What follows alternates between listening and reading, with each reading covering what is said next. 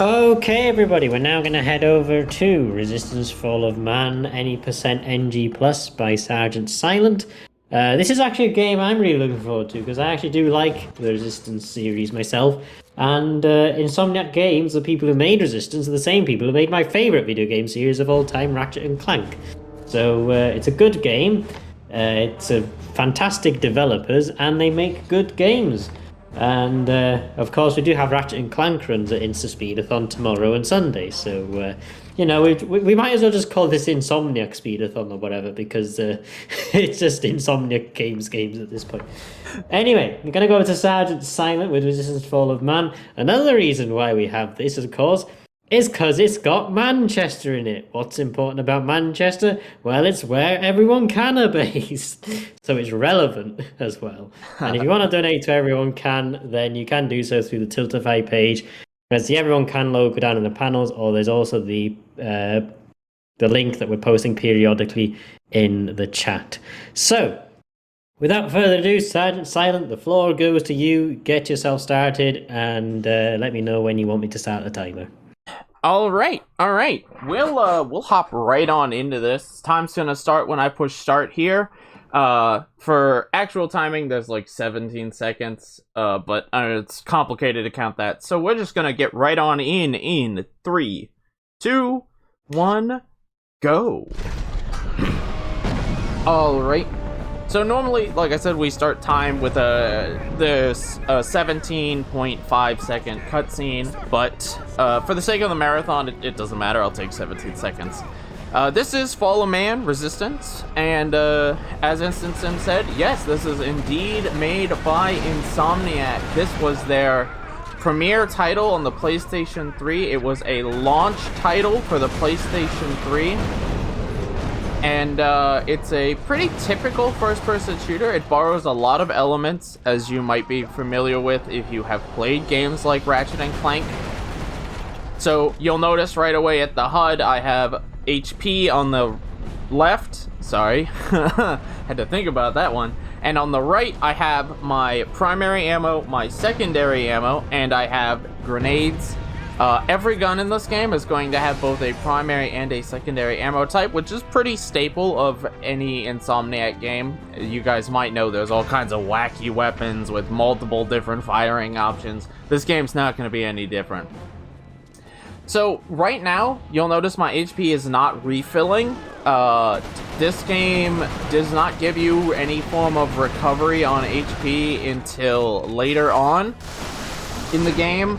So right now we have to get through this level while managing our health pretty carefully. We're on New Game Plus. We're also going to do our first clip here.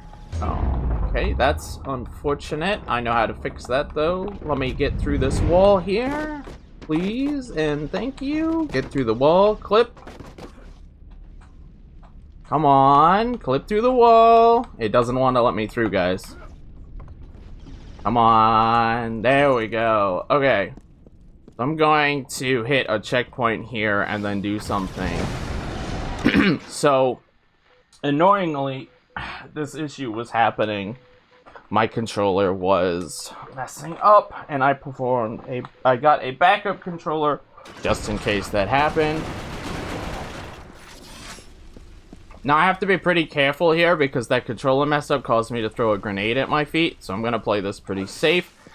Because I don't want to go too far overestimate, which is what's going to happen if I take a unfortunate death here. And like I said, I don't have any form of HP recovery at this point. So this would be a pretty embarrassing way to start the run if I died here. Alright, good. So now we're getting into HP recovery, and we're starting the run off immediately really Monka-esque. This game has not been behaving lately, but I'm hoping today it goes well. The practice run before this went really well. And like I said, backup controller for this case. I did do controller surgery, and it does not appear to have fixed it, which is sad. And that matters because my ammo in this game is very, very important. When I throw grenades, when I use guns, my HP, all of that stuff matters a ton. So I really don't want a controller that just randomly flips different grenades up and causes me to waste one. That could potentially screw the whole run over. Alright, so the story of this game roughly is that my character is infected with this virus called the Chimeran virus, and that's why, despite what just happened in that last cutscene where everyone was wiped out, I'm still alive because I'm actually immune to the Chimeran virus. So now I have health regeneration, which is going to be pretty important for the rest of the run. The way health regeneration works in this game is you can see my HP split into 4 quadrants. Each of those is 25% evenly of my HP, and as long as I have not broken into the next quadrant of the game, or of my HP, it will automatically recover after, I think it's like 3 seconds of not being in combat. So during that stressful time, I picked up the bullseye, which is going to be one of our primary weapons at this point in the run. Bullseye has very sporadic aiming, but extremely high damage to make up for that. It's the primary arsenal of the Chimera here. These are hybrid. They're the standard foot soldier of the Chimeran army. And for the most part, we're not going to be fighting things unless we have to. We're going to be shooting it in the head and hoping it dies, or if nothing else, knocking it down with a melee or a bunch of shots to stagger it, because we don't really care that much about killing a majority of enemies in this game. For the most part, the only thing we care about is staying alive and reaching the end of the level. So this is our first vehicle section. The tank is honestly pretty fun. It controls quite well for a launch title game. The only thing it can do is collision in this game is programmed kind of wonky. So it's possible that I go over some terrain and that causes the tank to potentially shoot 60 feet in the air. I've only ever seen it happen once, so don't get your hopes up, but there is a non-zero chance of that happening. We're playing on the easiest difficulty, so there isn't really any threat of the tank or us losing a lot of HP right now, but it's very, very possible on later levels, because this game is no joke difficult. Even on the easiest difficulty, this game will punish you. I mean, you saw the very first level there. A single grenade does 50% of your HP on this difficulty. And there are more damaging weapons and enemies that can be hit by. Melees also do that much, so we really don't want to get meleeed. So there's 30 levels in this game. We're moving on into York 3. This is our first level, which doesn't end based on a location trigger. This level ends based on a enemy flag. So the way that works, the way that works is that we have to kill and hit, or kill enemies in order to hit a trigger in order to spawn the level, the end of the level. So right here, what we're looking for is 3 audio cues. You could see we got one there, where at the bottom he said, yeah, that's one for the good guys, kind of like that. That is our visual cue for the first one being cleared. Now we're working on the second one, which is the most RNG of them all, which we got, thankfully. There were 2 guys on the side, but no one in incredibly weird places. Like that. That's a new one. I don't think I've ever seen him there before. And that was the third one. So with that, we have successfully taken 3 out, and now we have to do another 2 fights in the bus yard in order to take it back for the American soldiers. So yeah, right now what we're playing as is basically a lone hero American. This is the last of the American front. Those that are still alive, the Americans did not know what they were going to be sent into.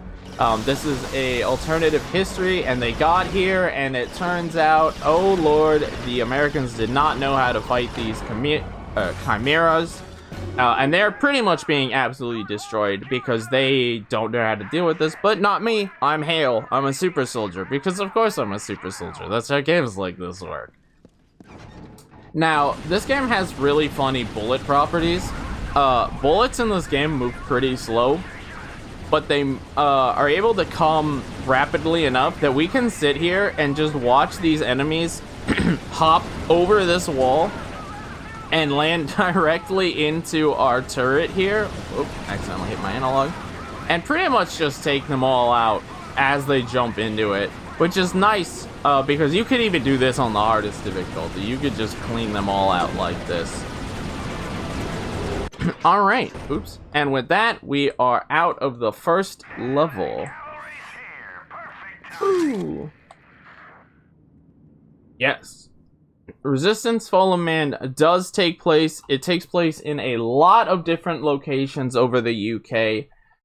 York, Grimsby, Manchester, Nottingham, Cheshire, Somerset, Bristol, Bracknell, London, Thames, and a tower in the middle of London are all of the locations that we will be going to.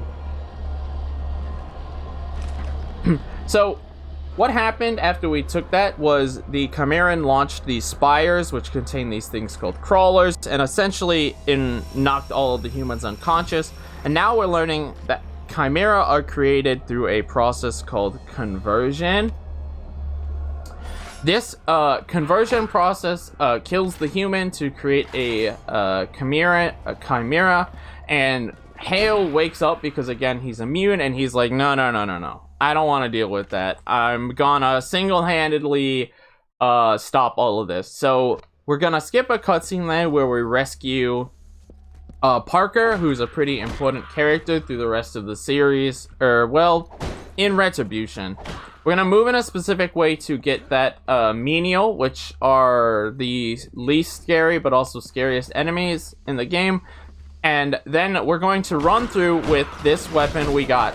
So you might notice that this is any % New Game Plus. There are 5 weapons in this game that can only be unlocked on the New Game Plus playthrough, which means you have beaten the game once. New Game Plus adds skippable cutscenes, because the way this game works, a cutscene's not skippable until your game data has registered it as viewed once. But it also adds 5 weapons, and those 5 weapons are functionally what makes this run this run. Alright, so now I need to clip into this wall if it will let me. This is what I'm talking about. Every time I run this game, it feels like it's a coin flip if it's going to let me actually do tricks or not. Look! Ah, come on! Clip through, game! Oh, please. I don't want to go overestimate. Today's gonna be a great run. Well, no matter how this run goes, I'm glad to show it off. And there's no use crying over spilled milk. The game's gonna behave exactly how the game wants to behave, and I'm gonna have to accept that and make do with what I got. And this is a brutal game. Run is determined by wall clips. It can be. It really can be. There's some clips in this game that can be very finicky on some days. Alright, so we're moving on to level 5. We're already 5 deep. At this point, our goal is to escape, and this is the first level that can be really... Yeah, this is the first level that could be really scary, so I'm going to prioritize safety here. I really am.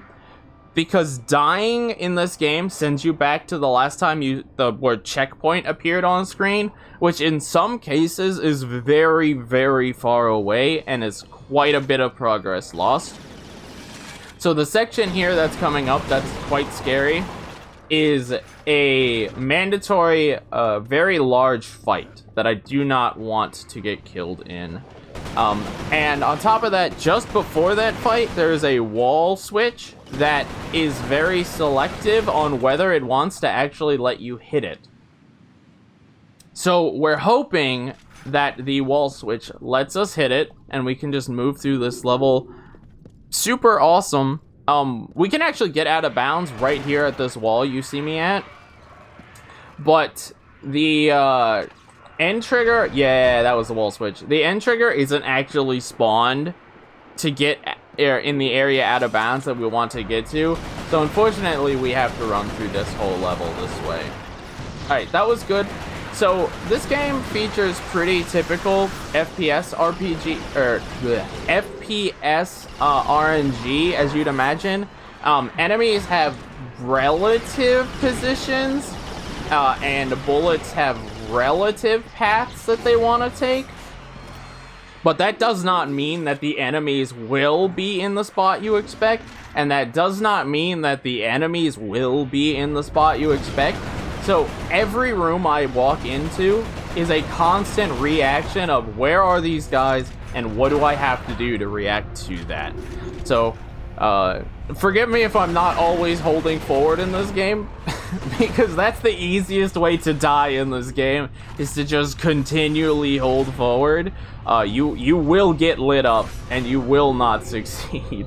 So if I had died at any point after I hit that button, I would have had to redo everything you just saw from hitting that button to climbing that elevator, which is why that section is very scary, and I tried to play it safe.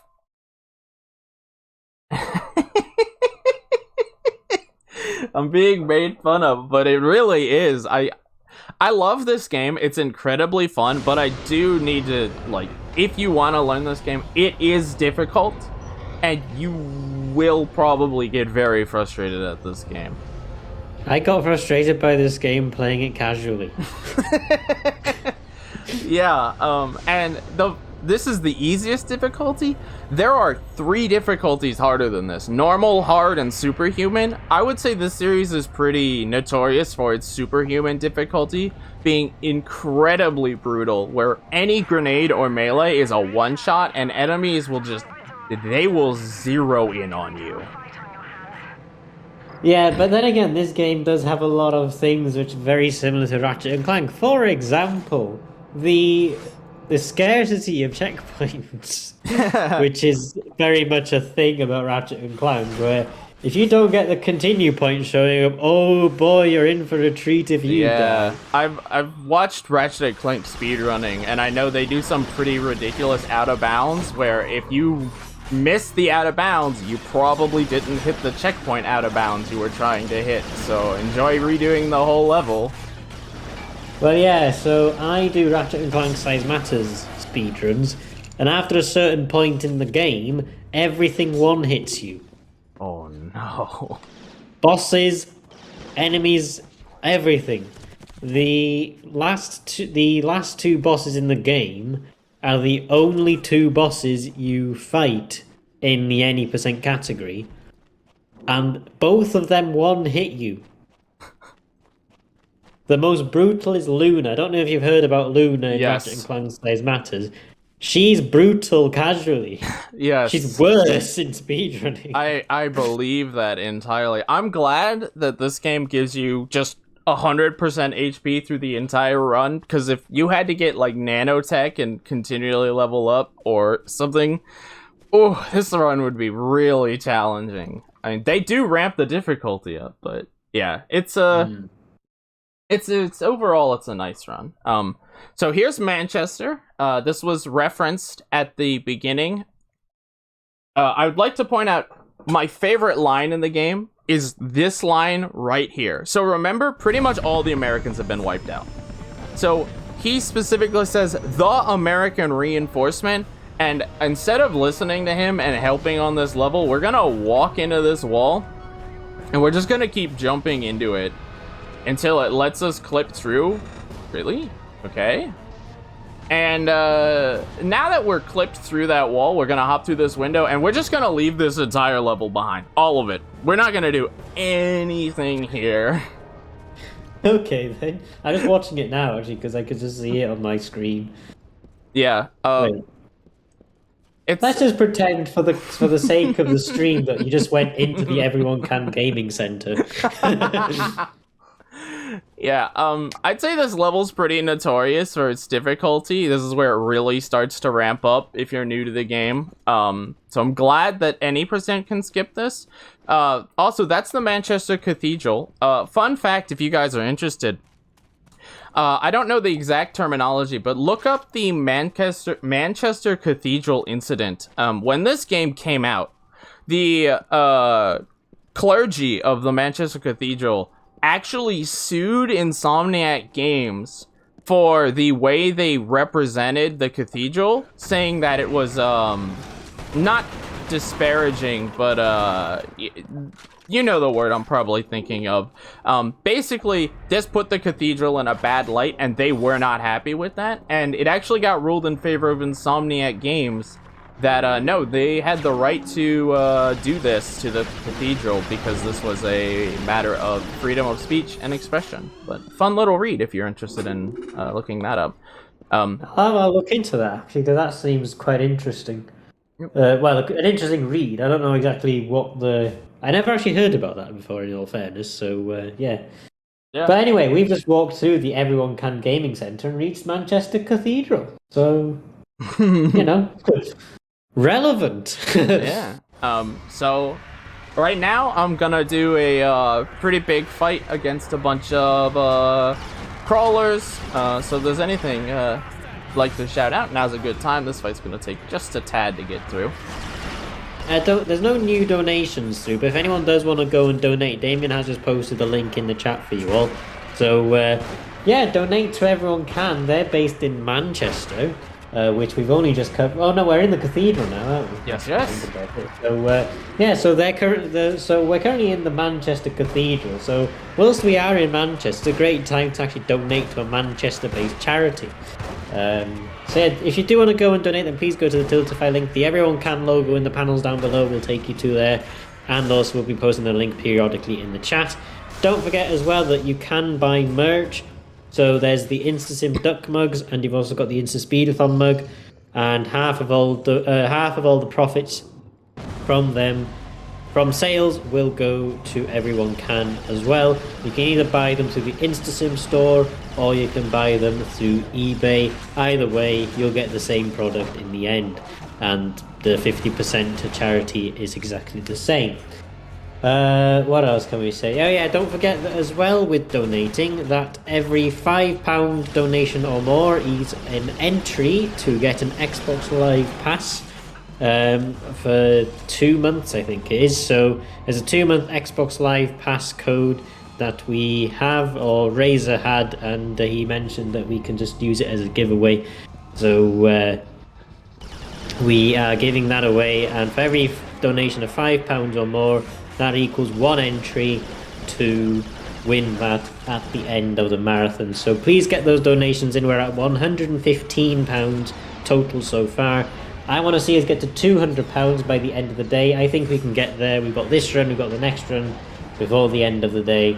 Let's get there. We're £85 away from £200, so let's get there, because it's going to be absolutely incredible. And don't forget to add an incentive to your donation as well. It's completely free. It doesn't add any, you don't have to pay any extra to put it towards an incentive, and you can change the course of someone else's run completely.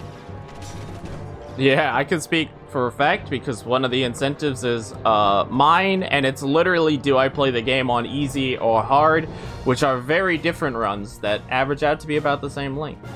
Also, let me have a look at what that poll's at the moment as well. Oh, that's the only poll that hasn't got any donations into it yet. So anybody who wants to donate, right now is a good time to donate to the difficulty selection for the Piposaru 2001 run, because that's srgtsilent's other run in this marathon, and we can either make him play normal or expert. It's up to you guys. I have my preference, but I'm not going to spoil that one until the day of, because it's up to you guys what we play. So, this is actually a brand new out of bounds that was found maybe a couple months ago by a new community member named Rien. Big shout outs to you if you're watching this. Originally, this level, we had to go all the way around and do a lot of annoying stuff with a pretty tedious skip. We never went back to the cathedral. But now with this new route, we actually get to walk around the cathedral a second time. So there was one last time to see the cathedral. I put it in screen. That's going to be the end of cathedral. We still have one more Manchester left. But yeah, that skip new skip saves. If I do it this way, like 8 seconds, there's a much harder way that if I fail, I have to redo the entire inner cathedral fight, which we really don't want to see again. That saves, I think, 25 seconds. A 2-minute time loss is not worth the, like, 20 second time save. Alright, so the final fight of Manchester is we have to take this square. So this is going to be similar to York 1, where we had to defeat a bunch of enemies. We have to do the same thing here. So we're going to take advantage of the shotgun, which we got last level. We actually skipped picking it up at the first chance we could get it because we did a fence clip. We're going to move on a very specific path around the entire area to essentially encircle all of the hybrids into the middle, where we can then take them out. Also over to that area. And what that's going to do is let us throw a Backlash Grenade here. And I picked Backlash Grenades up last level. A Backlash Grenade is another New Game Plus item. What it does is it creates this force field. And anything that hits the force field, in terms of enemy fire, is immediately bounced back at those enemies. And when I rounded that truck, you may have seen a ton of enemies there. The Backlash Grenade essentially caused every single one of those hybrids to fire their bullseyes at it and bounce right back in. So I had to do basically nothing in that fight. So here we're getting our first drop, and this is another good place to explain the collision detection in this game. Oops. Because the way the staff at Insomniac stacked everything was they literally stacked everything inside of everything. So we got a what I like to call a Sonic Steve here. We could also get a Lightspeed Larry. Basically what happens in this game is collision is set up so that if two objects exist inside one of another, they will be shunted at the most appropriate direction, which is usually down, as quickly as possible. So quickly that they will clip through walls. And that is relevant for upcoming tricks, but that was your first example where we actually saw Sonic Steve go zoop, straight through the wall. Alright, so this is our first Stalker. Stalkers are annoying because they're these giant tanks. But the cool thing about Stalkers is that we have... Oh no, please don't move. Please don't be like that. This is another RNG place. How the Stalker behaves is completely RNG, and he's choosing to be a real meanie about this. Okay, I gotta go into back up. Yeah, I can attest that Stalkers are annoying. Oh, that was pretty close to death. I'm glad we got through that. Yeah, so the Stalker can do whatever it wants. Every time you reload the auger, the Stalker has a chance to start moving. What I wanted to explain was the reason I put auger shields up is because every time the auger shot passes through a shield or an ally or the Stalker itself, it multiplies your damage by 2. So essentially, I'm passing through my good friend George and 2 shields and the Stalker for 8 times with every hit. But the Stalker decided to walk away, which is unfortunate. But we got through it. Yeah, Stalkers can be quite tedious. That one's probably the worst, but later ones we have more unique ways to deal with them. Alright, so this is Nottingham. This level does the pretty annoying cliche in first-person shooter games of you have to push through enemies that just keep coming, which on, say, superhuman difficulty is incredibly obnoxious. I mean, you could see how much damage I just took here on the easiest difficulty trying to push through that. I'm hitting okay, melee. I've been shooting these guys in the head, and they still take 2 shots even on the easiest difficulty. Unfortunately, There is no checkpoints in this mission, which means that I now have to redo the entire mission, but it's fine because nothing else is going to go wrong in the entire run. Fingers crossed.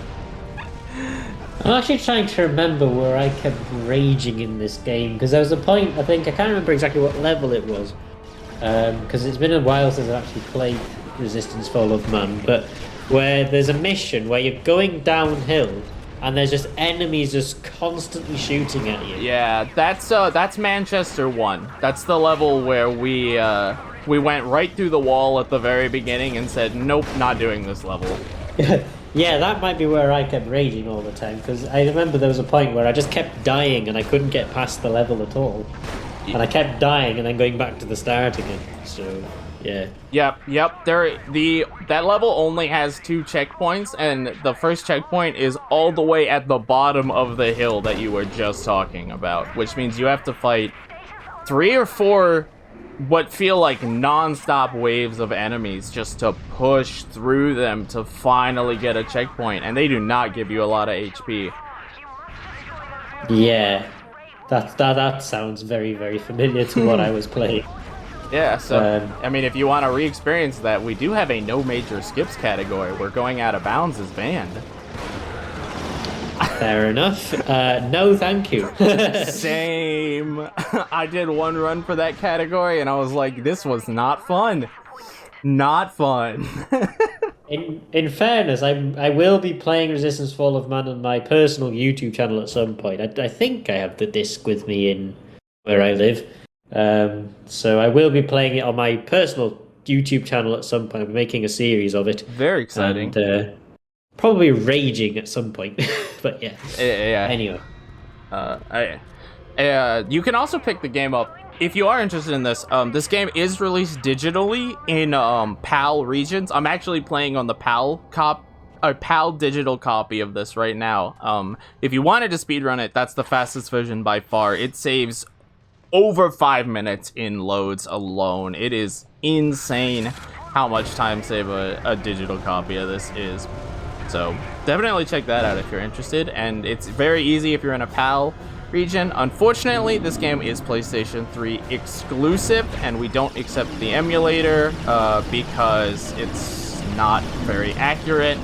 But the emulator is a fine way to play the game if you just wanted to play it and you don't have a PS3, which I understand is a bit ridiculous at this time, being a PS3 locked game.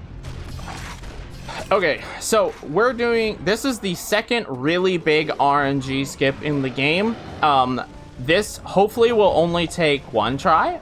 We'll see how many times it actually takes. We're going to go for a lineup here. Let's see if we got it. We did not. So what we are trying to do here is throw these backlash grenades in a very specific lineup, which from our particular angle of view that we're at, we can't actually see. We kind of just have to hope. I have a pseudo-consistent lineup here, but I mean, it's about as consistent as one could ever hope, which means really not at all. That's unfortunate. So this is the big time bleed. 2 times is expected. At this point, every time after this is going to be unfortunate, but it's really worth getting this because the intended way to do this level is another one of those fights across a bridge or area, which is just continually spawning tougher and tougher and tougher and tougher enemies, and getting through that takes an insane amount of time and resources that we just do not have. So I'm really hoping that I get this soon. It's choosing to be very picky about its oops, that was a normal grenade. It's choosing to be very picky about whether it wants to give me this or not. Come on. Nope. All right, 5th try is the charm, guys. 5th try is the charm. Every one of these missed, I think, is maybe 20 seconds time loss. So while this does add up, this is not going to be the big thing. Other deaths outside of this will be the big thing. So this is all right. because we really have to get it. All right, come on. Give me the trick. Give me the trick. There we go. 5th tries the charm, like I said. So yeah, that, you'll notice every other time what happened was the section of bridge got destroyed by the falling explosives. But what happened here, and you can see it there, those falling explosives destroy the bridge. You're meant to go up that bridge there. If you've played this game casually, that bridge right there probably is giving you nightmares remembering it. Because like I said, they give you 3 swarms of hybrids, 3 swarms of hybrid Mark IIs, a swarm of steelheads. They set steelheads up at the top. They really make you fight for that bridge. So realistically, no joke, even though that took as long as it did to get through, it probably would have taken the same amount of time to try to go through that middle bridge. Unfortunate that that happened, but we're going to pull through and make this one work. So this is Nottingham 3. We got the sniper rifle last run. The sniper rifle, we're going to see it used here. It's pretty much a safety weapon only. There's really no reason to use the sniper rifle for anything. All it does is fire really slow and lose time. But like I said, we will be seeing it here. Right now we're setting a backlash up to do to basically let us unload into this Titan for as long as we can. And that is because the Titan is the trigger to open up this wall. Also, we wanted to kill a steelhead, which we thankfully did. We took him out, so good on that. Now this is going to be our one of like 2 uses of the sniper here. We're just going to, you know, casually boop. And we're going to try to do a small skip. We're going to hop on this, and now we're going to hop around. And if we did that right, there normally would have been enemies spawning behind us, but we skipped them from spawning. Oh god, don't grab me. Alright, so we did not do it right, unfortunately, but that's a relatively minor issue because we have a ton of grenades. We have to deal with these enemies one way or another, so it's not a time loss, it's just you have to know they're going to be there. Because if you don't, you'll charge into a bunch of hybrids that will probably melee you. Plus, they can get on the turret, and you follow the same rules as the enemy does with the turret, which means the turret does hurt. Alright, so we're gonna sit here in a very specific spot, which is going to bait this Titan into just standing where it is and firing at the wall while we shoot it in the head. Getting headshots on the Titans do matter, so we definitely want to take advantage of that. If that Titan starts walking around and doing what it wants, a single hit from the Titan will do about 50% of our HP, which can be very scary. Alright, and with that, we're out of Nottingham, and we're into Cheshire. So, Cheshire is one of the most broken levels in the game. Remember I mentioned earlier there are 5 New Game Plus weapons. The, what is it, 3rd one is found in this level. But we are never going to get that weapon because we're going to do an out of bounds that bypasses picking it up. Now, new game weapons, if you do an out of bounds, the game will just assume that you were supposed to have it and give it to you. New Game Plus weapons do not follow that rule, which means we will never get this New Game Plus... Come on, dude. We will never get this New Game Plus weapon for the remainder of the game. Which is okay, because honestly, the weapon we're skipping, the Arc Charger, it's kind of like a Chimeran energy shotgun. It's alright, but it's not really that great. So I threw a Backlash Grenade to try to prevent that Chimera from doing exactly what he did. It appears it really didn't work. That hybrid just kind of ran on up to me, which was annoying, but I should be fine. So now I'm out of bounds. We're gonna do a lineup, and we're just gonna whoop. And now we're at the very end of the level, and we've skipped the entire level. We don't have to do anything at all in this level. Missing that trick's annoying because then you have to do the clip, and you saw that clip was kind of slow. You can clip on the other side much faster, but it's much less consistent to do it on that side. So I opt for the slower, more consistent clip. But yeah, those fences, Insomniac, I don't know, collision in this game is just weird. Like, you can actually clip through every wall in this game. Some clip through in 5 seconds, some clip through in 10 minutes, and if you really want to clip through literally any wall in this game, it can take over an hour to clip through it. But you can clip through every wall in this game. That was actually recently rediscovered, so that's pretty cool. It's not faster, though, because, again, it, you know, up to 10 minutes to an hour to clip through walls, but it's cool knowing that we have that tech again. I don't think I've come across an Insomniac game that you can't clip through walls. Because you can clip through pretty much almost any wall in the Ratchet and Clank series. Yeah, the decoy glove is a good example of that, for the sure. decoy glove is broken as hell.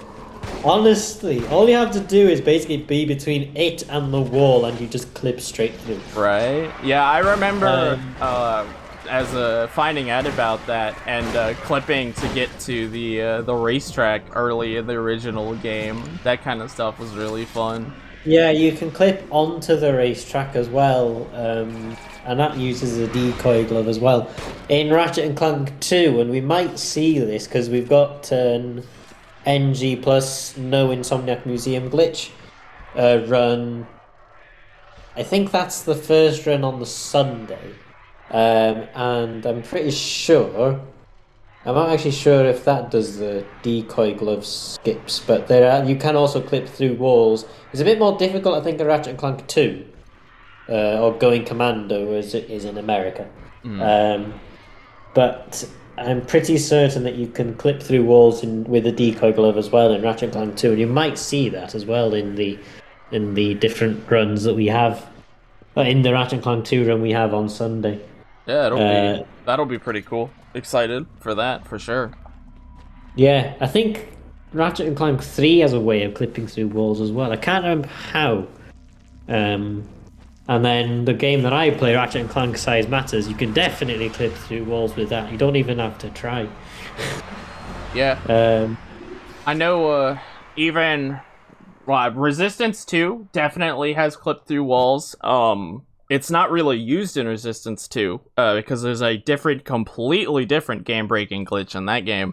Resistance 3, while we can clip through walls, unfortunately, that game's pretty solid in terms of its structure. So even though we can clip through walls, there is only one useful out of bounds, and you get it just by hopping on a piece of geo and going out of bounds. So unfortunate there, but yeah, I could vouch pretty much every Insomniac game you could clip out of bounds somehow. Probably even all the Spyros you could clip out of bounds.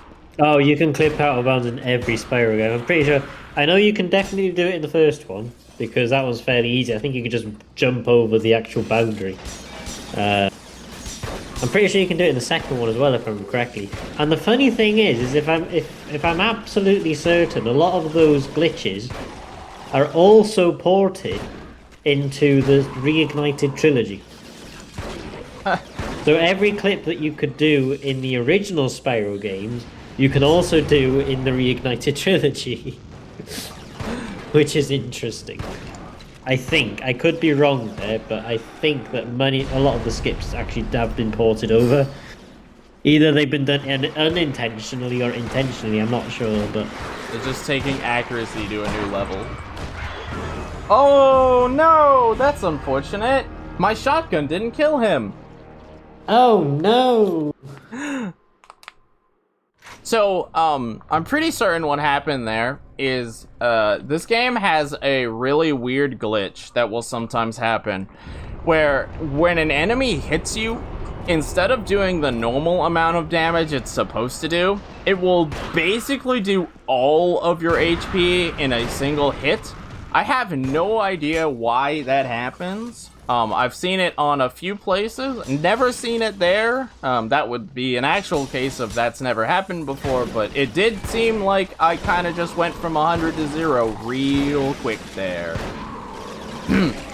Alright, so what we're trying to do here is we need to throw a new type of grenade we picked up called the air fuel grenades here.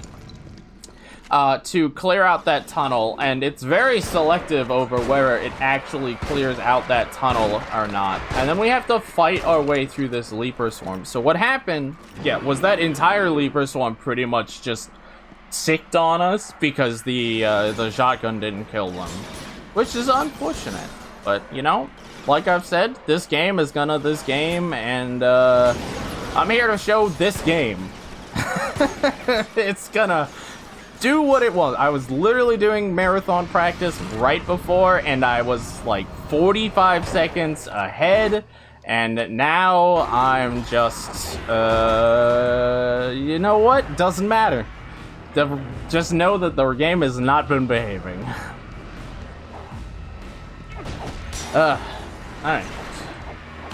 Well, if nothing else, we're in mid-game, so there's a lot of time we can save, because some of my endgame splits have a lot of possible comeback. So these are Greyjacks. Greyjacks are basically chimera that have grown, their metabolism has exceeded, or basically gone haywire.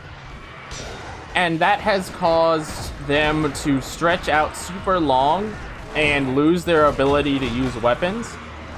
So they've turned into melee machines.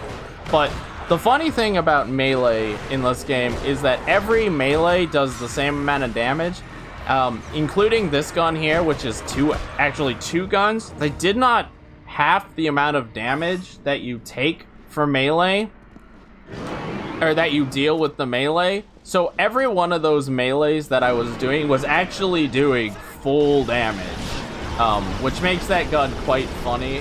It's a shame that it's New Game Plus only, but it's a very nice weapon. Alright, so we're doing a specific setup here. We're going to wait for the this burrower here to stop spinning, and then we're gonna throw an air fuel grenade. And that air fuel grenade, if I threw it correctly, which I did, nice, is going to wipe out every single one of the hybrids that is coming out of that. Because in order to end this level, we have to take out this entire square of hybrids. And they can go wherever they want, so I'd say that was relatively well fought, considering what they can do. Alright. Somerset. I would say these are my favorite setup levels. I said Cheshire was broken. Somerset is really broken. So right off the bat, we're gonna get our new weapon, the XR005 Hailstorm. It's kind of lukewarm of a weapon. We're not gonna use it a ton. It doesn't have that many uses, but it is a good distraction weapon. Also, shout out to Insomniac for fitting that door into that frame. If you're, ever want to have some fun, go boot up this level and check that door out. You can walk right through it. There's just no hole. There's just a giant hole where the seam should be. Alright, and this level is unfortunately pretty structured in terms of actual gameplay, because there's a lot of triggers, and we need to make sure that we hit all of those triggers. If we skip even one, the end level does not spawn. So I moved in a pretty particular path to make sure I hit all of the triggers. Otherwise, we'd be here, and this checkpoint that just happened, which spawns this new enemy here called a Slip Skull, would have never happened, and we would have had to go back and find the checkpoint somewhere. Is there still one somewhere? Who's shooting at me? Oh yeah, there is. Okay. What? Where'd he go? Come on. This is what I'm talking about. Enemies just kind of do what they want. So I'm actually very purposely keeping one extra hedgehog with me because I'm going to need it for the next level. Did you see that melee range? This game is so brutal. And I'm gonna do something pretty unique here. An optimal run of this game contains one death. And that is because in this level, there is a death abuse that we can do.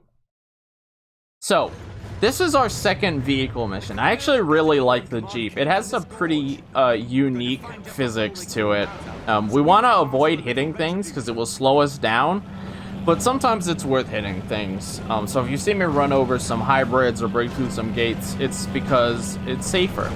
So the way this level is structured, you're supposed to go into these two domes. You see these two here. You're supposed to hit some switch to raise these gates. What we're gonna do is we're gonna send Cartwright on a magical journey, and we're just gonna hop around that gate because, whoops, I accidentally know invisible wall. So that's cool. And you might be saying, are we really gonna walk the rest of the way through this level? No, we are not, my friend. We're going to hit a checkpoint that exists on the other side, throw that hedgehog we saved, and when you respawn, oh look, both buttons are hit and we get our Jeep back. So that just skipped the entire first section of this level. Now, what we're gonna do coming up, you're going to see another gate and another set of towers. You could maybe see one right now. There's another one right there behind those trees. We're supposed to do the same thing. Go into these towers, hit some buttons, open some gates. We don't want to do that because fighting through these towers is ridiculous. We are going to take out these hybrids, but we're going to take advantage of the way collision works, pop on top of the Jeep, clip into this wall, and then with a pretty specific lineup, try to get this wall to proxy us through a second invisible wall, just like that. Climb up this face. You'll notice up there, there's some towers. We're supposed to go in and hit some switches and open some gates in order to get through, but oh look, never mind, we're at the end of the level. So yeah, we just literally skipped everything in that level. We didn't do a single thing in that level the way you're supposed to. So now we're coming up on the most broken level in the game. Now, this game is pretty broken on some of the levels.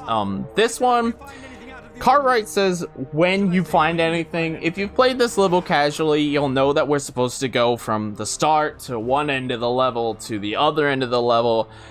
We're not going to do any of that. This is the only level in the game that is... Well, all levels in the game are faster on co-op, but this level, really fast. So what we're going to do is get on the button. Buttons are really good for getting on or around gates, and we literally used it to get on that gate. We're going to hop around these rocks, being very careful not to fall back inbounds. We're going to jump on this, and now this was actually found maybe last year. You can actually hop on this broken Goliath and hit this checkpoint. Turns out this checkpoint is actually the end of level trigger. So once you've hit that checkpoint, we can now get back to the end of the level. Now, unfortunately, that means we have to... Oh dear, don't hit me. That does mean we have to actually get back to the start of the level. If this was co-op, the level would be over, but it's unfortunately not. Now this room is kind of scary, so I'm going to potentially have to pull out the sniper rifle to make sure that I don't get too lit up here. I'm gonna throw a grenade, which should distract these. Remember earlier I said our goal isn't per se to kill hybrids, it's more so to stun them.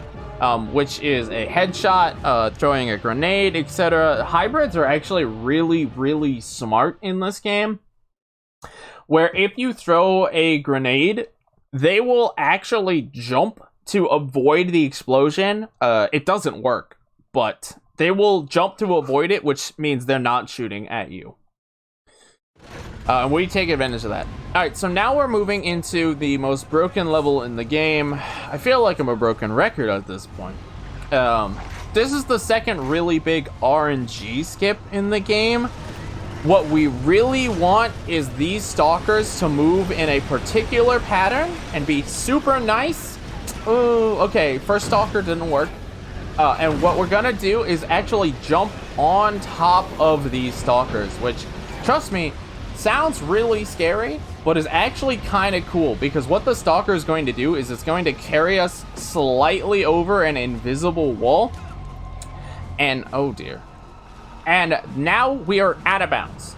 And we're going to stop shooting me. And we're going to skip this entire level. You're supposed to go through a whole bunch of planes and, or not planes, like a whole bunch of walking through these, fighting howlers and minefields and titans and... Nah. We're not gonna do any of that. Nah, not doing any of that, are we? No. Who wants to fight things? No. Now there's another way inbounds that actually saves a little bit of time, but because of how much damage we took, trying to get out of bounds there, which again, all of that is RNG, we unfortunately have to go inbounds this way. Normally we would have skipped this entire fight here, but we can't skip it because of, you know, how much damage we took.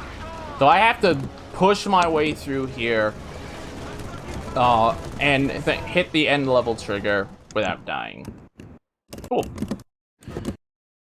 Yeah, doing things the intended way, not the option we want to take.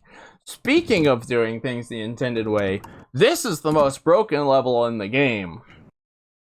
But I actually kind of mean that this time. Fun fact, this used to be the shortest level in the game, but I made it longer. And the reason I made it longer, before you go, what do you mean you made it longer? Why would you make it longer? Is because there is a weapon in this level that you could get it in the last level, but we skipped it in order to go out of bounds. This weapon is the other New Game Plus or the fourth New Game Plus, the third one we're picking up this run. It is called the Dragon. The Dragon single-handedly saved 12 minutes on this run when I routed it in. So now we're back at the start of the level. We're just gonna walk up to this wall, this seam right here. We're just gonna push our face into it. And what that's going to do is it's going to let us literally clip through it. Come on. Clip into the end of the level. And boom, done. So the original run would just go straight through that wall, but now we go down, get the dragon, come back, because the little bit of time it took me to go get the dragon is well worth the 12 minutes of time the dragon saved, if you ask me personally. So now we get our first pilot a stalker mission. This does not make stalkers any more enjoyable. Stalkers are still absolute garbage. Stalkers control really bad in this game, and I mean really bad. Imagine trying to drive a stick of butter that is also trying to shoot. But every shot is like 6 meters too high. Oh. Yeah, that's what stalkers are like in this game when you drive them. It's they're a mess. Okay, so we are on good pace, in my opinion, if we get to this set of levels, Bracknell, in sub-hour. So while the runs had some mistakes, pretty happy to be in Bracknell sub-hour. Also, fun fact, I'd like to point out, the character I'm playing as, Hale, he chose to walk from Bristol to Bracknell on foot, walk between those two locations in a single day. I am not English, but something tells me that is pretty unrealistic. Well, let me measure that, shall we? So, Bristol is in the southwest of England. Ish. And let's go for directions. From Bristol to Bracknell, which is in Berkshire, and walking would take approximately 29 hours. Yep, he did it in a single day. Well, you technically could. Probably. I mean, to be fair, Berkshire's not all that far away from Bristol. Yeah. For anyone who is British, Berkshire is basically where places like Reading and all those places are. So yeah, I mean, technically you could walk it in a day. I just probably wouldn't recommend it. And to be fair, even Google Maps says that the route has restricted usage or includes private roads. So, take 29 hours with a pinch of salt. Yeah, if you have a copy of this game around, I highly recommend just putting it in if you have save data or getting someone's save data and look at the timeline. He completes all of these in 3 days. This game takes place over 3 days, which means all those locations I named at the start, York, Grimsby, Manchester, Nottingham, Cheshire, Somerset, Bristol, Bracknell, London, 3 days. He visits all of those and does a rather complex military operation that takes multiple hours. Pretty crazy for this guy to do that. Could you go through that in order again? And I'll just check on Google Maps to see how long it would take. Yeah, so we start in York. Then we go to Grimsby. Then to Grimsby. Manchester. Nottingham. Cheshire. Cheshire. Somerset. Bristol. Bracknell. And then London, for a point in reference, he essentially goes to London and Tower Bridge. He does that in 3 days. Well, I mean, Google Maps says if you were to walk that in that order, it would take 207 hours. Oh, I know he doesn't only walk there. He does have a few planes, but yeah, it's some planes, some cars, but yeah, there is walking. There's definite walking in that. So there's definitely walking. Oh dear. I mean, looking at the Google Maps, like, sort of directions, I mean, York to Grimsby to Manchester to Nottingham makes the letter Z. So, and then, yeah, you're basically doing like a sort of T shape from Cheshire to Somerset. I mean, to be fair, Cheshire to Somerset is probably the longest distance, but then again, the Google Maps directions tells you to go via Wales. So, I'm pretty certain that, well, it actually doesn't really go into their travel. It's only assumed in the cutscenes when they take a what's called a VTOL, when they take a Jeep, etc., etc. But yeah, it's pretty crazy, some of the stuff he does in this game. I mean, he could have taken the train, because, direct trains, you could get a train there. I don't think he took any trains. We'll see later why I don't think he took any trains, but I think you're gonna have to trust me. There were no trains. No trains. There were no trains. Ah, no trains. Spoiler alert, it takes a while. That's a good idea, Jay. Yeah, it does take a while. Okay. I mean, I've lived in Britain all my life, and I've never walked that specific path, so... Alright, so we have made it inside of a Chimeran Tower. Like, we're fully in it now. We got the third to last weapon in the game. This is the official start of Endgame, is this level. So this is where everything you've seen up to this point was kind of scary. Now the game gets really scary. We're gonna use our only use of the sapper there, which is basically this like explosive sap. We're going to drop that down to take out those hybrids so that we can get on. And now we're going to very carefully make our way through this hallway which is full of these leaper pods. We got introduced to leaper pods earlier, but there wasn't really anything to say. Basically, they just spawn leapers out of them. And this whole time that that's happening, these steelheads are also going to be attacking us. Steelheads carry the auger, which means that their shots go through walls. The game did not try to pull any punches here. It is mean at this point. So I would say getting through with the health we did is pretty alright. And it matters because if we die, there is no checkpoint. This level only has one checkpoint, and it is right in front of us, which means if at any point something horrible had gone wrong and we had to redo everything, we would have had to literally redo everything from when we entered the level to that checkpoint. So this is our first stealth section of the game. That was our first stealth section of the game, and now we're gonna meet another stalker. So stalkers are really weak to the lark.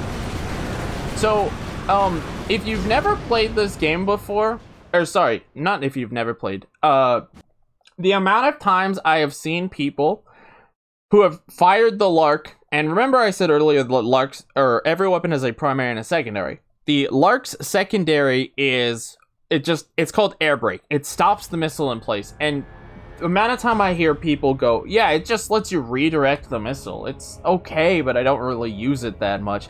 And I'm like, no. When you are air braking, if you hold the primary fire button, the lark launches like 25 mini larks, which you just saw what happens when you launch 25 mini larks. Literally every enemy in the game will melt under that. You'll see some real good examples of that later. But yeah, that was the stalker fight, so we didn't have to use the auger on it, which is nice. And now we have to make our way through the mall. The mall is a pretty scary level. Depending on how RNG favors us, we can take a lot of damage here, so we're really hoping... Nice, we got back to 75 HP there. All of my backlashes are pretty much used here to make it so that anyone trying to shoot me will... it will bounce back at them, because we have to get through this entire mall section with basically no backup HP. Alright, so the fact that I just got lit up right there means I'm going to grab my one and only safety HP, and now I really need to make it, or I have to redo everything. Thankfully, I did get a checkpoint when I picked that gun up. That's the splitter. That's the final New Game Plus weapon. The second to last weapon we'll be picking up. Right there, we did a small skip. That skip's having to fight in this courtyard. And we're moving into the hotel. Doing the hotel at 25 HP is kind of scary. Oops.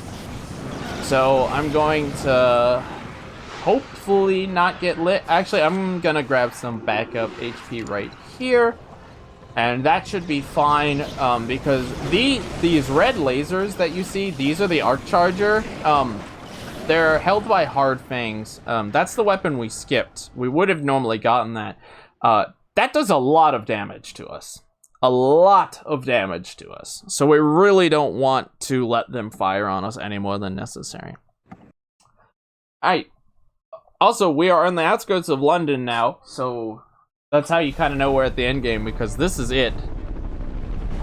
The rest of the game from here on out takes place in London. We're gonna use another wonderful application of the Lark. Oh, look, that was a stalker.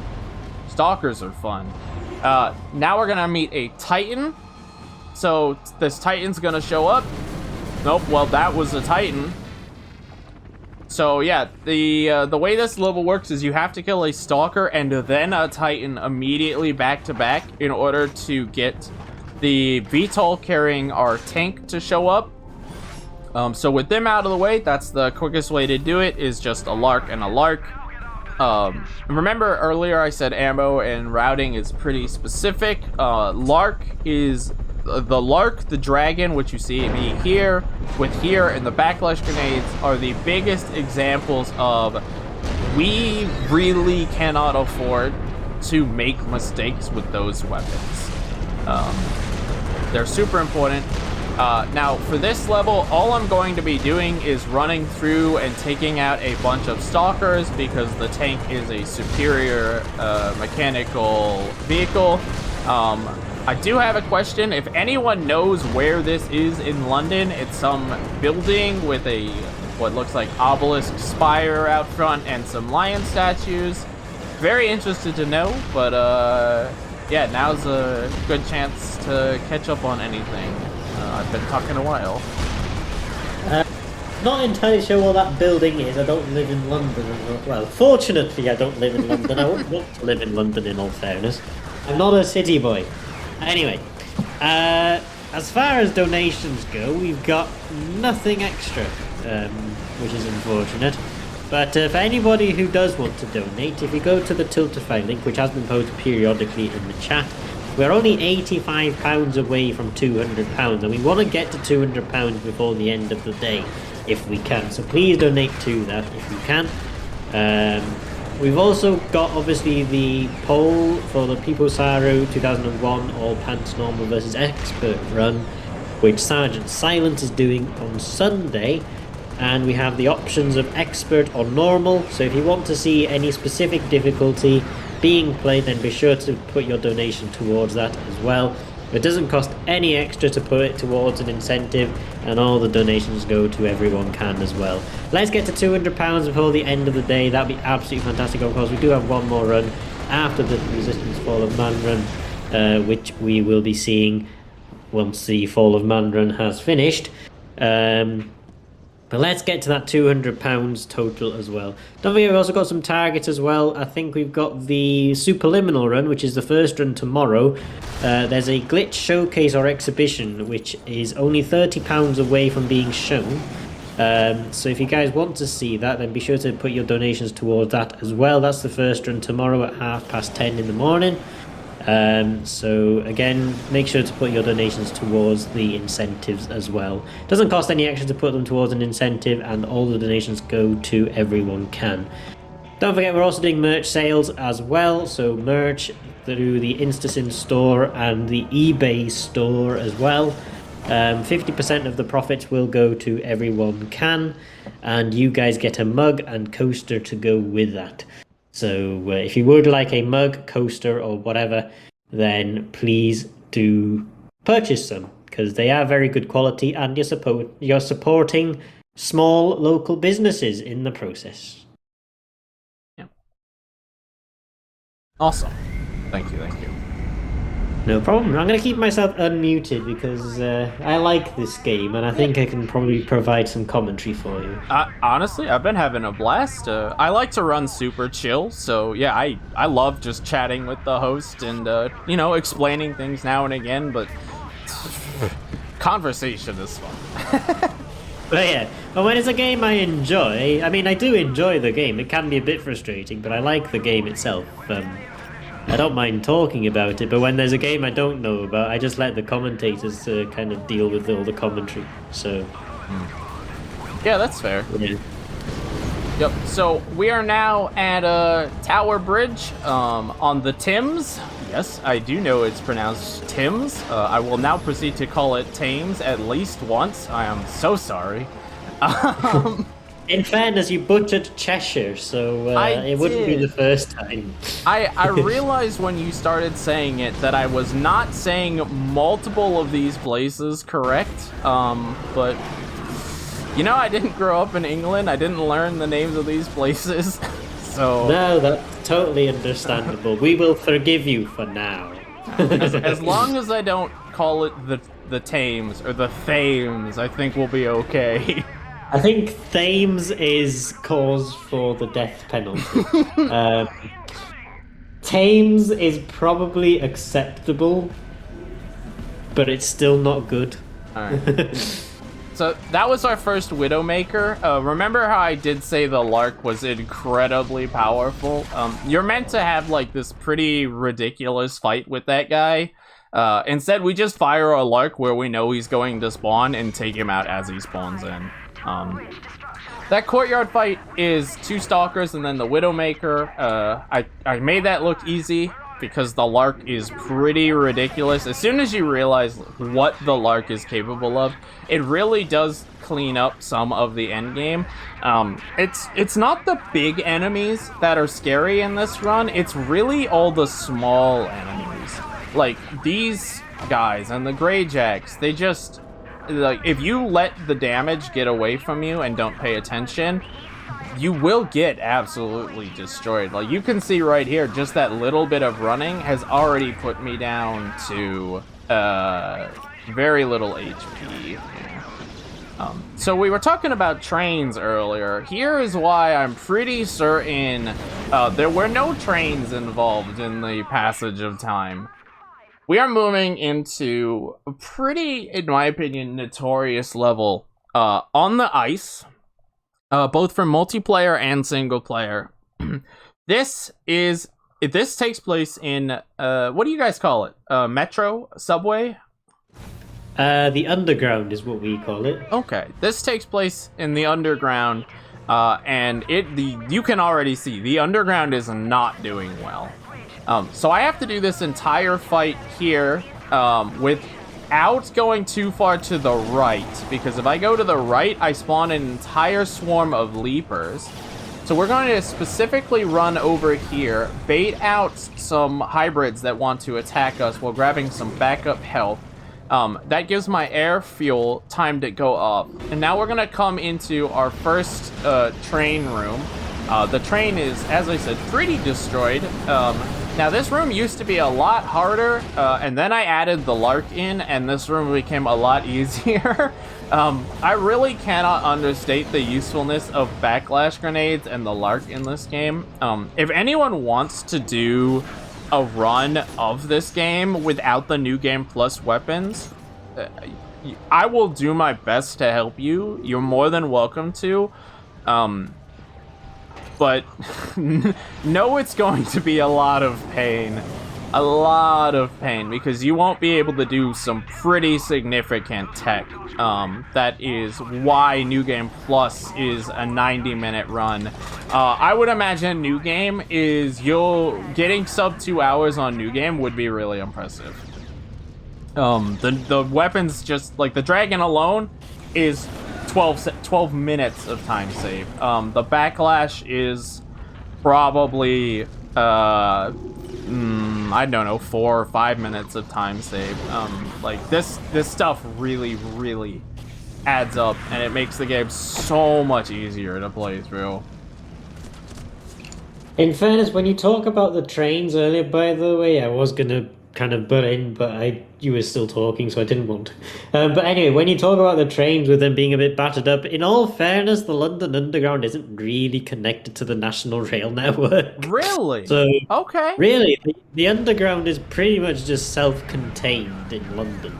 There are occasional areas where I think there's a few places where it connects with the National Rail Network a little bit, but also because most of the UK rail network isn't electrified, and certainly not with the same electricity system that's used on the Underground, you can't really get the trains anywhere.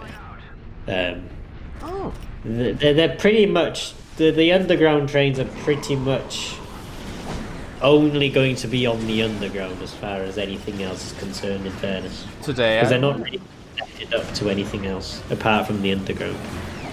What? That is cool info. Did not know. Well, yes, you're talking to a train buff.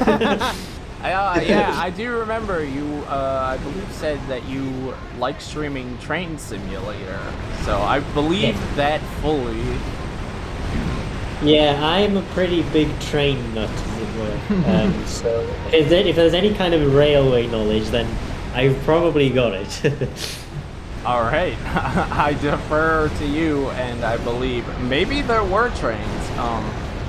I still would like to believe there wasn't, because it fits my narrative of, no, he walked there. But it's okay to admit you might be wrong. This is, I think, alternative history 1940s. I think this is alternative 1940s, so any infrastructure would have been around that time. Well, in fairness, 1940 was pretty much just the breakout of World War II, so yeah, a lot of the sort of like the railways themselves, maybe they weren't as effective, I think. But then again, the railways are a big part to actually why we won World War II in the first place as well. Absolutely. So, yeah. I mean, there were still railways about. There was mostly steam engines back then, though, so. I mean, it might not be the most efficient way of transport. In the London Underground, there were definitely, as we just saw, those destroyed cars. So I don't know, 1940s if that was realistic, but still cool. Well, most of the London Underground was used as like sort of bomb shelters in World War II. So if the trains were running, I can't imagine they were running all that frequently. Especially not in this game, because the Underground was had definitely seen better days. Well, yeah, they're definitely, compared to this game, it's seen better days. Alright. So, we killed a Goliath earlier. That's our only time we kill one in this game. In future games, they made Goliath significantly easier to deal with. Fun fact, after that, there was a fight against 2 stalkers. The checkpoint for this level does not spawn unless you take out both stalkers, which you could skip the stalkers if you want, but that means you have to do this entire section while being shot by including those stalkers, which is very scary. Also, this is another Widowmaker fight. We get yelled at because we didn't kill that Widowmaker fast enough. I'm sorry, Cartwright. One day I will successfully take that Widowmaker out for you, but today is obviously not that day. That is not the last Widowmaker, but it's a good example of just what the Lark can do now that you can see it in person. Okay, we are now in the end game. These are the last 2 missions. We are on pace for estimate according to what I'm looking at, which is good. I'm happy considering how early game went. We're going to get introduced to our second to last new enemy here. That's an angel. We really don't care about angels. We got the Bullseye Mark II, which is our final new weapon in the game. And now, this is going to be our only real instance of using the Lark on normal enemies. These are Hybrid Mark IIs. Hybrid Mark IIs carry, or not Mark IIs, these are Advanced Hybrids. Advanced Hybrids carry this lovely weapon called the Bullseye Mark II, which is why the bullets that are coming my way are blue. The Bullseye Mark II is incredibly scary, especially on higher difficulties. So it's very important that we get into this room with a Backlash Grenade. Getting to this room without a Backlash Grenade is almost a death sentence. So that is our last Backlash Grenade right now, until we pick more up. So we need to, that's why we've been routing Backlash Grenades so carefully. Also, that was our first Angel. You can see another showcase of just what the Lark can do. Now we're going to get through a large fight against a bunch of menials. It is possible to softlock on that door, by the way, as it's raising. You can actually clip into it and clip up. Found that one out the hard way at a marathon. That's a really embarrassing way to have your run get called because you physically can't progress from that. So now you all know. So right there, we picked up our literal last Backlash pickups. These 3 Backlashes you see here, and the amount of dragon ammo we picked up, that was it for both of them. So what we have has to last us through the entire rest of the run, and you'll notice there's still potentially, 9 minutes left on estimate. So I have to be pretty careful about that ammo, especially since I'm already going to be using one of those Backlashes right here. This set of rooms is incredibly terrifying, the amount of damage you could take from the Bullseye Mark IIs. I'm actually going to wait a second so my HP recovers here. Throw a second Backlash immediately So 2 of those backlashes are already used. We only have 1 left to make it through the entirety of the rest of the run. Thankfully, we got through that room pretty well, considering what could happen. It is very realistic to lose 75% of your HP running through those rooms, even on easy. For reference, last time I ran Superhuman in a quote-unquote speed sense, it took me over 3 hours to beat the game. So, yeah, that's twice as long as an easy run. I dread the thought of having to go through that room on Superhuman again. But one step at a time. Right now we're running easy. So we're going to use another instance of throwing a grenade to distract enemies. If we kill any of these guys, that's cool. But for the most part, we're just knocking them over so that we could get through safely. Those are more type 2s, which means more advanced, which means more bullseyes. Scary, scary. 2 steelheads here. Steelheads also do a lot of damage. Get some nice little distraction. And with that, we are on our way to the final level of the game. Usually nothing goes wrong on this level. I don't know if you can commentators curse your own run, but at this point, Don't jinx it. Full send. I was showing this run off at a marathon once, and I got killed by the literal last possible enemy you could get killed by, and ever since I have decided that that enemy dies first. Not falling for that again. Alright, Last Hope, aptly named. Now, I've been talking a lot about the dragon. This mission here is why the dragon saves time. Saves a lot of time. I mean, you've probably already seen how much the dragon could carry you through this game. Just pop with the flamethrower, and pretty much every hybrid is going to die. These small guys really doesn't matter. They're probably going to get killed.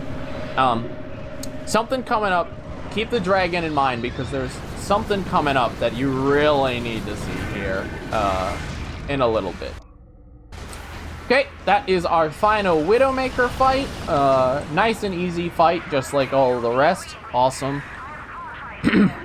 Using 2 Larks there, not really a concern, because there's a giant set of refill here, and we're going to take full advantage of that. We're going to take a couple seconds to take out all of those guys, refill our Lark, and we're just going to pop, then pop up there, refill our Lark, get some more ammo, and that should have taken out these 3 steelheads here. Now, this is intended to be a kind of scary section where there's 1, 2, 3, 4, 5, 6, 7, 8 steelheads all trying to shoot you. You can see how much damage that I'm taking here just from the steelhead fire alone, and I kind of have to just accept that because I'm running along a thin like pipe. So I have to make sure that I'm taking out these enemies, shooting them, and walking along this pipe accurately. But they give you enough Lark ammo that you can just shoot them all with the Lark to take them out, which is nice, because the old way to do that was to either charge them with the dragon or hope that you could take them out with the sniper, slow motion, which is pretty slow. You don't want to do that. Alright, so we're coming up on what is intended to be a really, really, really big moment. We've been discovered trying to climb the tower by the British Army. They're trying to send support. We get ambushed by 2 angels. Yes, 2 angels. Wow, that was 2 angels. Repeat again, 2 angels. I hope you guys saw both of them. That was quite an impressive. Yeah, remember there's 2 angels. The Chimera really wanted to stop us, but we showed the angels what the Lark can do. Remember the 2 angels. So, I'm not sure when the last time you played this game was InstaSim, but what do you remember from the final boss fight? I don't even think I got to the final boss fight. Okay, alright. This might ruin it for you. I'm sorry if it does. but you're gonna learn a fatal flaw in Chimeran architecture. So, the final boss is intended to be this fight. You fight your way all the way around one direction through a bunch of enemies. You hit a switch, which causes the entire thing to start collapsing. The tower's coming down. You're destroying these 4 weak spots on the final boss to cause the entire tower to come down around you. It's kind of epic, pretty cool. There's angels, there's titans, there's steelheads, there's everything trying to attack you. It's so fortified that the barricade, you can see the little beams over there. That glass is bulletproof. That glass is Chimeran energy proof. All of that stuff, none of it can get through. All right, so first thing we're gonna do is hop on this barricade because they didn't prevent you from doing that. And we're just gonna hop onto the back. So now we've skipped the entire fight. Turns out this glass isn't fireproof. So, fun fact, the dragon, remember I kept saying it saves a ton of time? This is why the dragon saves time. This used to be an auto-scroller. Now, we just sit here and jump and fire literal fire at the final boss because the fire clips through the glass, or maybe it just doesn't. Maybe the glass ignores it. I don't know what happened at Insomniac that they missed this weapon. But you can see how much this is trivializing the fight. So time is going to be coming up here. It is going to be once the symbol appears at the bottom. I will call it out. Just got to get through this. Our final Backlash Grenade was saved for this moment here. Come on, take it out. It's the last one is kind of picky about how it works. There we go. Get ready on time. Let's go. We've done it. And I can still die. Time. Woo! Game behaved, even though it didn't. Alright. Hold on, I was just waiting for the delay to come up. All good, all good. There we go. Right. Final time on my end, 1 hour, 29 minutes, 43 seconds. That makes sense. That checks out. Awesome. Yeah. All right. I'm super glad they came under estimate, especially with that early game. I just want to leave with this great message that Insomniac has left. If you beat the game, I think it's 4 times in a row, they give you this message. I've been srgtsilent. You could follow me if you are interested in. I do a myriad of games, pretty much all over the place. De-rusted this for a couple of marathons, super fun. We have a Resistance Discord. You could find it on Speedrun. You could follow my channel. Thank you so much for having me, InstaSpeedathon. I appreciate it. I'll see you guys on Sunday, and thanks for being an excellent host. I really appreciate you hanging out with me. No problem at all. Thank you very much for taking part today and for showing off a game that, to be fair, I do enjoy personally. And that's actually one of the reasons why I accept this run, is because I actually like the game itself. So, and I've never actually seen a speedrun of it before. So this is the first time I've actually seen a speedrun of Resistance Fall of Man. So it's very, very nice to see, actually. Before we finish off the run, just a final reminder for everybody to don't forget to put your donations in if you have anything to donate. We are doing our donations through the Tiltify link. You can click either the EveryoneCan logo in the panels, or we're posting the link periodically in the chat as well. And all proceeds through that will go directly to EveryoneCan. Again, we're only £85 away from £200, and I want us to reach that before the end of the day. So if you can get to that, that would be absolutely incredible. We're going to go now over to our next run, which is the final run of the first day, and that is the Lord of the Rings, Two Towers, Aragorn versus Legolas race. So that's going to be by Zajalix, who was running the Lord of the Rings earlier today, and Rylan H, who was the commentator during that run as well. So we're going to go over to that now. It'll probably be about 5-10 minutes before we actually start that run.